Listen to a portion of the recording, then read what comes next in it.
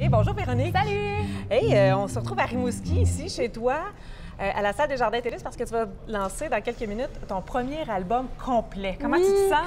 Vraiment fébrile. Vraiment Ouais. fébrile, mais en même temps, je sais pas, je suis comme sereine en même temps. Tu sais, je sais pas, ça fait comme 3 ans et demi que je travaille sur ce projet-là. Fait qu'on dirait que de le laisser aller puis de le présenter enfin, tu sais, c'est quelque chose de bien serein là-dedans.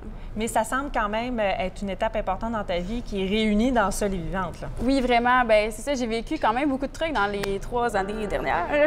J'ai vécu, entre autres, une rupture, plusieurs deuils de gens très, très proches de moi. Fait qu'on dirait que tout ça, ça a vraiment marqué l'album, ça a vraiment marqué le propos, marqué le message, marqué les chansons aussi. Rouge, où ai-je laissé ma tête? Sur le plancher de ta chambre, là où la lumière n'entre pas. Rouge, en fait, ça parle d'une relation vraiment malsaine, de se dépersonnaliser, en fait. Là. Tu sais, le phénomène de dépersonnalisation, de vraiment se sentir qu'on est externe à son corps. Là. J'avais vraiment envie de parler de ça, de se regarder un peu vivre, puis que tu te rends compte à quel point que c'est malsain, puis que tu te réappropries ton corps, puis ton esprit aussi. J'avais vraiment envie de jaser de ça dans cette chanson-là. Est-ce que c'est quelque chose que tu as expérimenté toi-même? Certainement.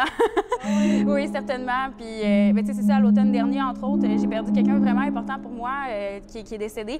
Puis, j'avais, comment dire, tu sais, c'est sûr, en même temps, c'est toujours des moments difficiles, les deuils, tu sais. Puis, je pense que même sur le coup, je m'étais dit, hey, ça va super bien, tu sais, tout est beau, tout est facile. Mais avec du recul, je me regardais, puis je me disais, aïe, aïe, tu sais, j'ai vécu ça, puis ça a fait mal, puis c'est normal de passer à travers ça. Fait que c'est en même temps de démontrer que, ben, ça arrive, puis même ça arrive aux personnes qui croient que ça leur arrive pas, puis qu'on peut s'en sortir. Et je voudrais retrouver ma tête. Je veux retrouver ma tête et partir. Vraiment, mon point de départ, c'était la solitude par choix, tu sais, de vraiment choisir d'être seule. Puis ça m'est venu parce que ma mère, elle m'a élevée monoparentale.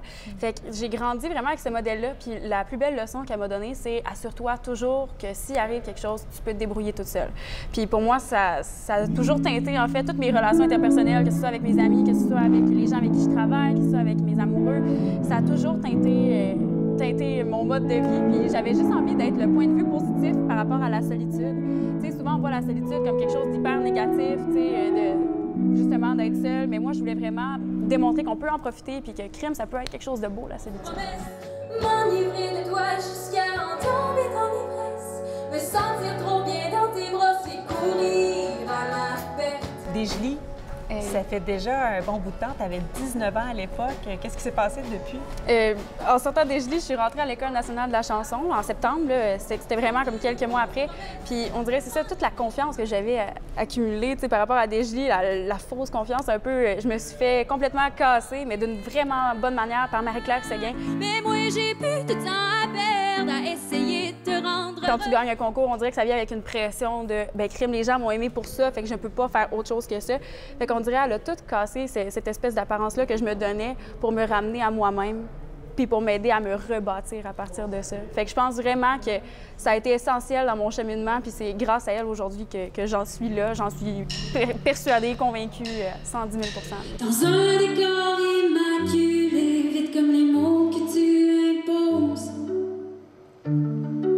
Je reste de glace. Au départ, moi, j'écris pour moi, là, vraiment. Là, ça vient de ma volonté de m'exprimer. Mais c'est sûr que rendu là, à le mettre sur un album, j'ai juste envie qu'il y ait des gens qui l'adoptent, qui dansent, qui soient touchés par les paroles. Fait que je pense que ça serait vraiment ça, qu'il y ait des gens qui l'adoptent. De ne plus être seul, mais toujours bien vivant. Oui, exactement. On va être vivant à gang, là. Ça va être trippant. Merci. Merci.